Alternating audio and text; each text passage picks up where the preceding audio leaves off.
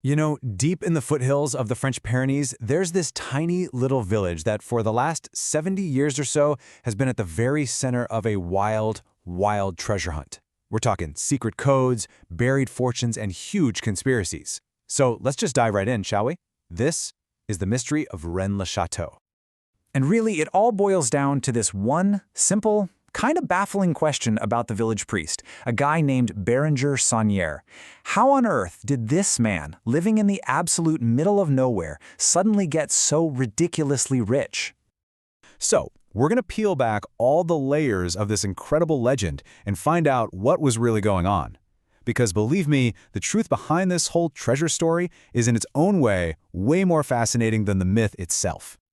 All right, so our story kicks off back in 1885. A young, pretty ambitious priest, Father Bérenger Saunière, gets a new assignment. And it's one of the most run-down, impoverished parishes you can possibly imagine. I mean, picture this. The village has like 300 people, max. His church is literally falling apart. The roof leaks, birds are flying through broken windows. Saunière has these big dreams, but he has absolutely zero money. That is, until something changes, big time. All of a sudden, this totally broke priest starts spending money. And not just a little money, a lot of it. We're talking something like 200,000 francs. For that time, that's an astronomical sum. We're talking millions in today's money. And he wasn't exactly quiet about it. No, he builds this grand estate with a personal library tower he names after Mary Magdalene. He redecorates the church with all these bizarre statues, including a demon right at the entrance holding the holy water. He's throwing these insane parties with imported lobsters and rum. He even has a monkey and llamas in his garden. And get this, he starts making postcards of the village, starring himself. The guy was living like a king. So the obvious question, right? How did he afford any of this? Since there was no logical answer, the villagers just started making up their own. And pretty much every single rumor pointed to one thing: treasure. The story that started going around was that during some church repairs, Saunière found these mysterious old parchments hidden inside a pillar. Then people started seeing him digging around in the cemetery late at night.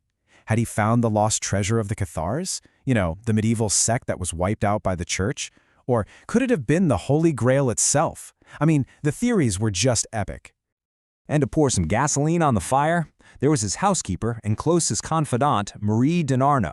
She inherits everything from him, but lives like a total recluse. Then, on her deathbed, she promises to spill the beans, telling a friend, "I will tell you a secret, which will make you rich and famous." But then, she has a stroke and dies, taking the secret right to the grave with her.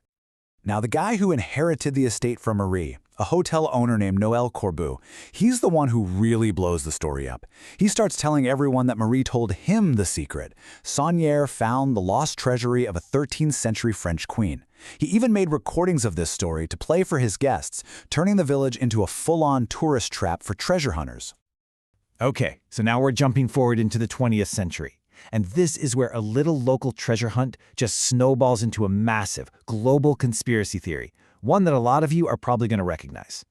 So in the 1960s, the story just explodes. First, a book introduces this idea of a secret society called the Priory of Sion. Then, this author, Henry Lincoln, claims Saunière's parchments actually contain a code that could rewrite history as we know it. And it all culminated in this huge international bestseller, The Holy Blood, Holy Grail. Now, this new conspiracy theory had this absolutely brilliant twist. The authors claimed that the term Holy Grail, or Sang Grail, was a mistranslation all along. It was never a cup. No, they said it was actually Sang Real, which means royal blood. Their whole argument was that it was the literal bloodline of Jesus and Mary Magdalene, a secret lineage that led directly to the kings of France. And that is how a mystery in a tiny French village went completely global. This whole elaborate theory, the bloodline, the secret society, if it's sounding familiar, it should. It became the direct inspiration for Dan Brown's mega blockbuster, The Da Vinci Code. It's an incredible story, right? A secret that could shake the very foundations of Christianity. But what if it was all just a lie? What if the real secret was something way more ordinary, but in its own way, just as clever?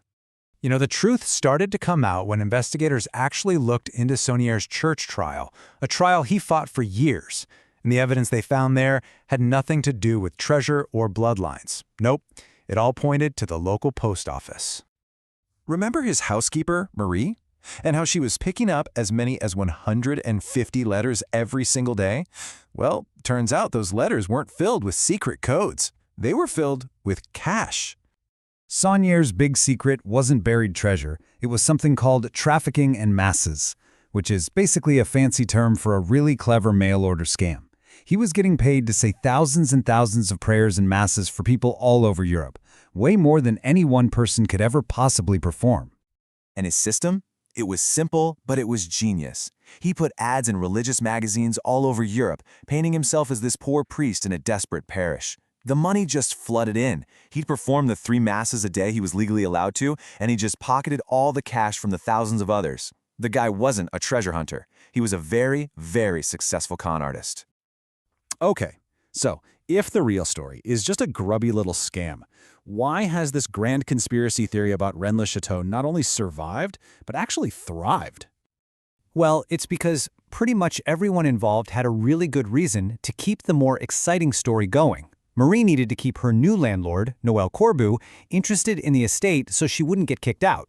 Corbu needed a fantastic story to sell tickets and rooms at his new hotel. And the guys who invented the whole bloodline hoax? They were just spinning a wild tale to make a name for themselves. And the impact on the village itself has been just staggering. Before all these stories took off, Rennes-le-Château maybe saw a couple hundred visitors a year. Today, tens of thousands of people make the trip, all drawn in by a mystery that was never really there to begin with. You know, in the end, the story of Rennes-le-Château tells us a lot less about buried treasure and a lot more about ourselves. It seems like we're just drawn to the idea of a grand secret, a hidden history, a puzzle that needs solving.